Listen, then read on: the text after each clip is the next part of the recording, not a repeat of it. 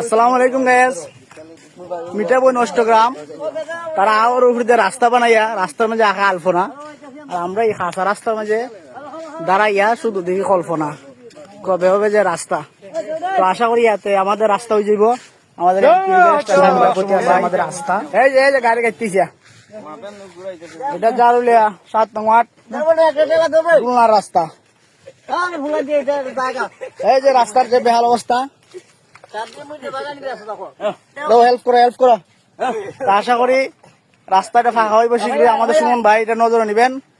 এটা জারুলিয়া বাজার হইতে উসমানপুরের রাস্তা, ঈদগাহ রুট, জারুলিয়া হাজিবাড়ি এবং দেওয়ারির মধ্যখান দিয়ে যে রাস্তা দুলনা গেছে, দুলনা হয়ে বিভিন্ন বাগান 7 নম্বর জারিগড় তুলি। তো এই রাস্তা দিয়ে অনেক মানুষ আসা যাওয়া করে। এখানে একটা মসজিদ আছে, আমরা মসজিদে যাইতে পারি না, হাসা রাস্তা। এই যুগে রাস্তা হাসা, এটা আসলে বাবার বাইরে জায়গার দক্ষিণে